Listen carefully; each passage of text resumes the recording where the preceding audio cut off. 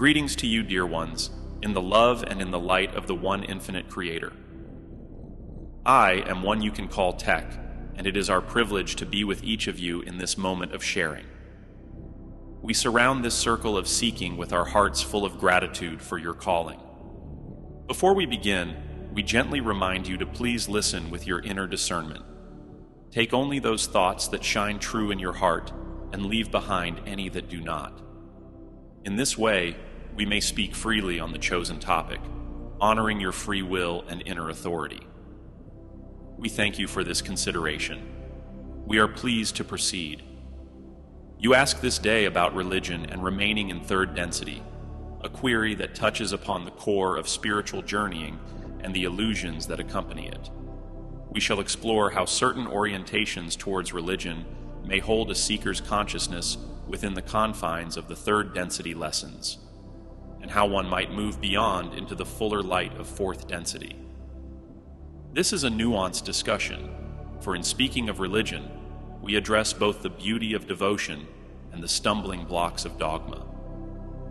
We seek not to judge any path, but rather to offer illumination from a broader viewpoint. As always, take what is helpful and discard the rest, for your personal relationship with the Creator is utterly unique and precious.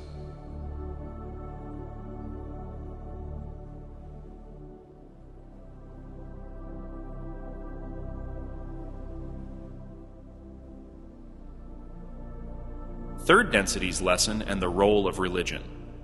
Third density, your present stage of consciousness, is often called the density of choice. Its primary purpose is for each being to awaken to the reality of moral and spiritual choice, to recognize the love at the center of the self, and to decide how to use that love. In this school of souls, structures such as religions, philosophies, and cultures provide contexts in which a seeker can learn. Religion, in its many forms among your peoples, has been one of the great catalysts of third density. It has the potential to inspire the recognition of the Creator, to encourage moral discipline, and to unite communities in worship and service. Indeed, many entering third density come with the hope that the archetypal themes in religion of sacrifice, redemption, law, and worship will trigger their memory of the greater reality they came from. In the ideal, a religion is like a map that can guide one through the bewildering terrain of incarnation, pointing to love, forgiveness, and faith in something greater.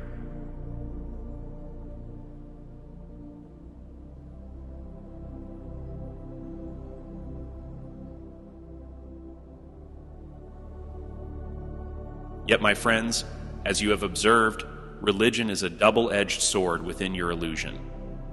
The very same structure that offers guidance can become a prison for the mind and heart if approached without balance. How is it that a tool meant to lead to the Creator can sometimes keep one bound to third density consciousness? We shall speak to this: dogma and the illusion of separation. One way a religion may hold a seeker back is through the crystallization of dogma, fixed beliefs that admit no growth or new understanding. When an entity clings unquestioningly to the letter of religious law or doctrine, they may stop listening to the fresh inspiration of the spirit within. The third density illusion is thick with the appearance of separation.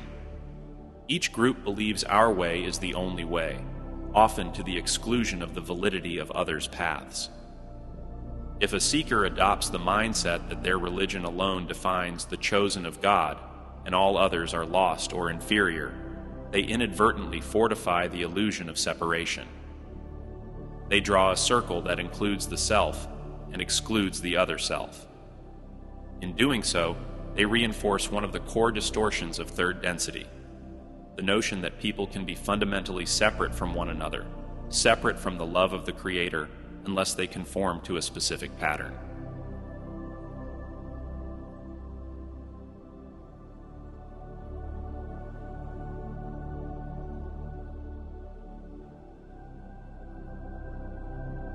Consider that the next stage, fourth density, is one of unity and understanding. To graduate into that density of love, the heart must accept that all are loved equally by the Creator, and that every being is part of the same one life. A consciousness that says, "Only those who believe as I do are saved or worthy," is a consciousness still working with separation, still making distinctions of us versus them. This is not to pass judgment on the soul holding such beliefs, for all have their pacing. But it is to illustrate the dynamic. A rigid religious exclusivity effectively ties one to the lessons of third density, which repeat until the soul learns to see beyond difference to the unity underlying all. Many religions have, at their historical core, a genuine revelation of unity and love. The founders, be it the one known as Jesus, the one known as Buddha, the one known as Muhammad, or others, experienced an awakening to divine love or oneness that they then attempted to share. Their words and actions pointed toward transcending the small self and living for the Creator and others. However, as those teachings passed through generations, human personalities and power structures often added interpretations born of fear and desire for control. What was once a living mystery of love can ossify into a list of do's and don'ts, creeds and prohibitions, claims of superiority, and even threats of punishment. In short, the focus can shift from spiritual transformation to social control.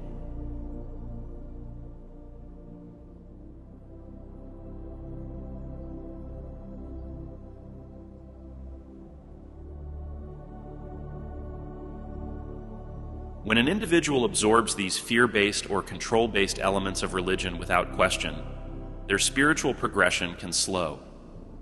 Instead of expanding their heart in compassion, they may become preoccupied with guilt, judgment, or the idea that salvation is a checkbox of outward behaviors or rituals. We gently observe that checklists and rituals, no matter how well intended, cannot by themselves unlock the heart chakra. The opening of the heart comes from an intimate realization of one's unity with all life, a surrender to the flow of unconditional love. If a religion's outer practice does not eventually lead the seeker inward to that realization, but keeps them cycling in external observances and divisive mindset, then it has effectively become a cul-de-sac on the spiritual path, a holding pattern in third density, authority and personal responsibility. Another aspect to examine is the question of spiritual authority. In third density, it is common to look outward for guidance, to teachers, leaders, and indeed religious authorities. As children, you all learn from parents and community what to believe, how to behave. This is a natural phase. But spiritual maturity, which is required for harvest to fourth density, entails taking responsibility for one's own relationship with the truth. We often say through this instrument that no outer authority can ever replace the voice of the Creator within your own heart. When a seeker gives away their power completely to a religion, saying in effect, "Only the priest, scripture, or dogma knows truth. I am just a sinful being who must obey," they may inadvertently halt the growth of their inner knowing. They stop asking, "What do I feel is true? What does the Creator whisper to me in the silence of my soul?" and only ask, "What does the book say is true?"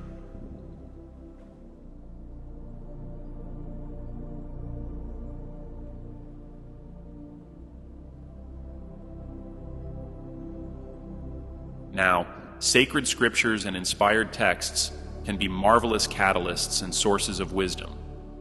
Yet, they too must be engaged with the discerning heart.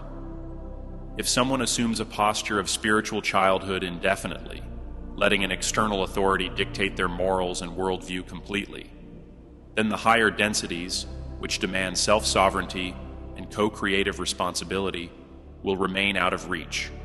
Fourth density entities operate in transparent truth with each other. They cannot be perpetual followers, for each becomes a conscious cell in the body of the One, each offering their unique light. Thus, an over-reliance on religious authority can delay the moment when the seeker claims their own power to choose and to know. In third density, you have the veil of forgetting specifically so that you must make choices in uncertainty, developing your faith and will. A religion that purports to have all the answers for every mystery might seem comforting, but if accepted unquestioningly, it deprives the seeker of exercising their faith muscles, their will to seek the unknown. In a sense, it's like being a student who only ever memorizes the teacher's notes, but never tries to solve a new problem on their own. Such a student may not graduate because they haven't internalized the ability to think for themselves.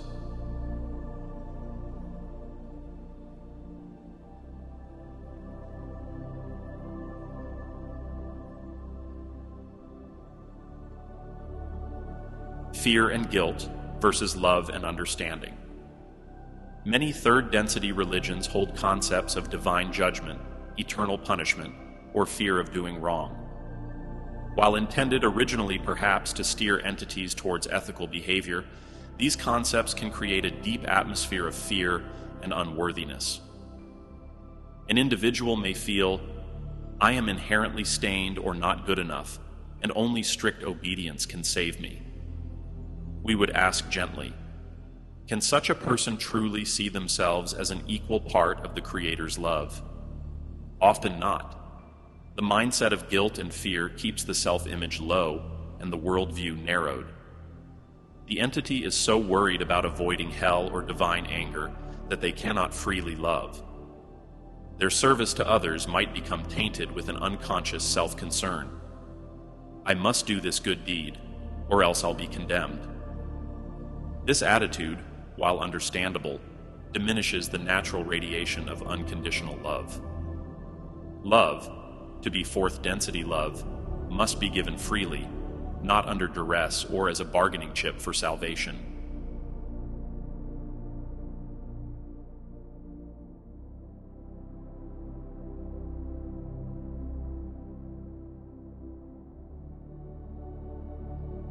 We do not deny that coming into alignment with the highest principles sometimes requires discipline and a clear moral compass. The issue is not morality. Indeed, living by principles such as compassion, honesty, and kindness is essential. The issue is motivation. Is one's spiritual life motivated by fear, staying in line to avoid punishment, or by love, following the heart's inclination to care and to celebrate the Creator? If a religion emphasizes fear over love, it holds its adherents in a state of inner contraction. Fear resonates with the lower energy centers, survival and power dynamics, which are features of third-density struggle.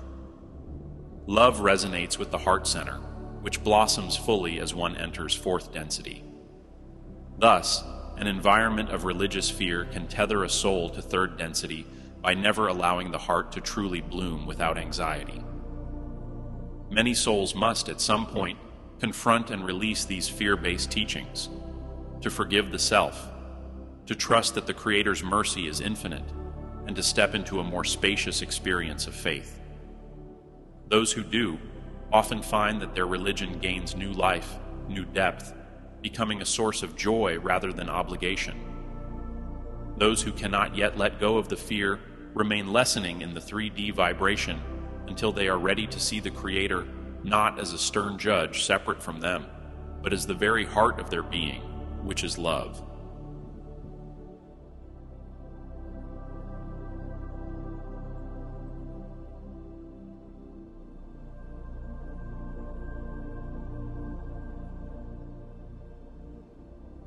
Us and them, the trap of exclusivity. We spoke of separation earlier, but let us look specifically at how exclusivity in religion, the belief that one's group has monopoly on truth or God's favor, can impede spiritual evolution. Imagine two devotees. One says, "Only members of my faith are children of God. The rest are misguided at best or evil at worst." In this mindset, the devotee may feel justified in avoiding, converting, or even harming those outside the faith. The second devotee says, "My faith is one beautiful path to the Creator, but I see that all people, of any faith or no faith, are equally beloved sparks of the Creator. I can learn from their perspective too." Which of these two is nearer the consciousness of fourth density unity?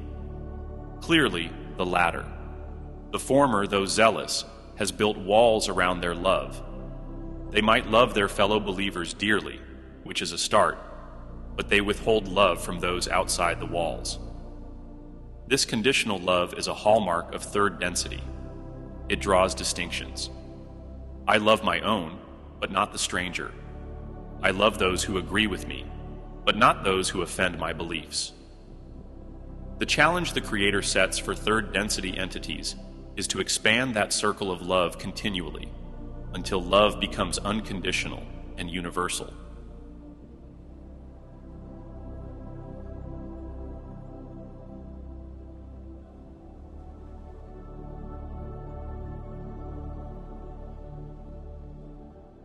Religious exclusivity freezes that expansion at a certain boundary. It says, "This far and no further, beyond this line, those people are not worthy or capable of my compassion." As long as that belief holds sway, the soul will be presented again and again with catalysts, perhaps incarnations in differing cultures and creeds, to break down those walls. Eventually, through many experiences, the soul learns that love must transcend labels.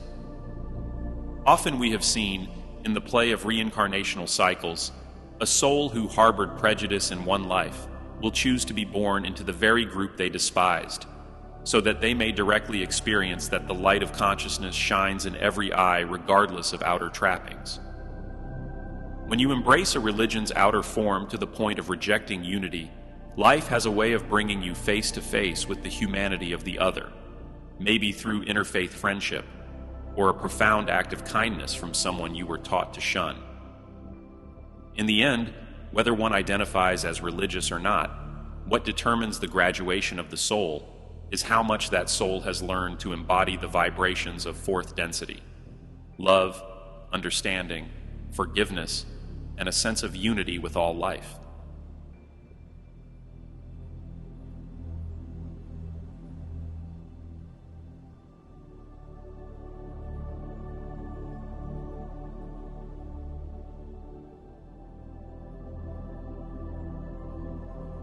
If your engagement with religion helps you embody those, it will not keep you in third density at all.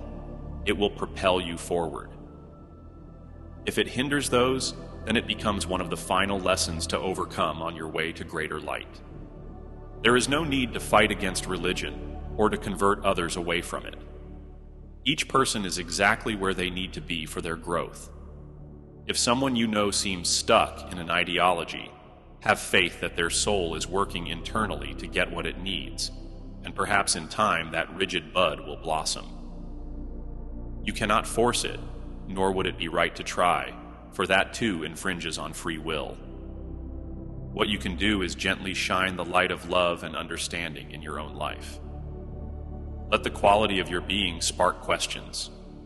When others see your kindness and openness, yet know you come from the same faith, or even a different one, it may inspire them to broaden their own perspective. By your fruits shall the tree be known. Be the fruit of love, and any tree you hang upon is blessed thereby.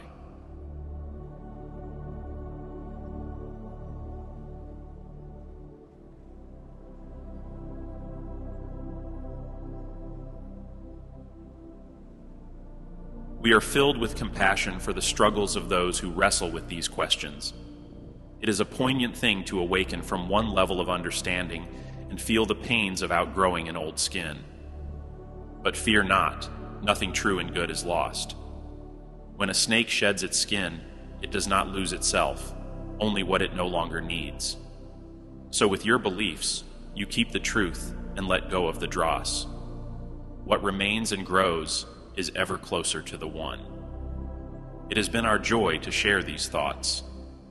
In the larger view, know that all paths, whether through religion or through free exploration, eventually converge at the same summit: the awareness of the Creator's infinite unified love.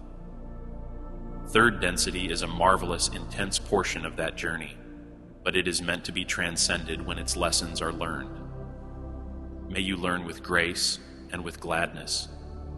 In the love and in the light of the infinite Creator, we leave you now. May you be at peace, rejoicing in the truth that the Creator is with you always, and you are with the Creator.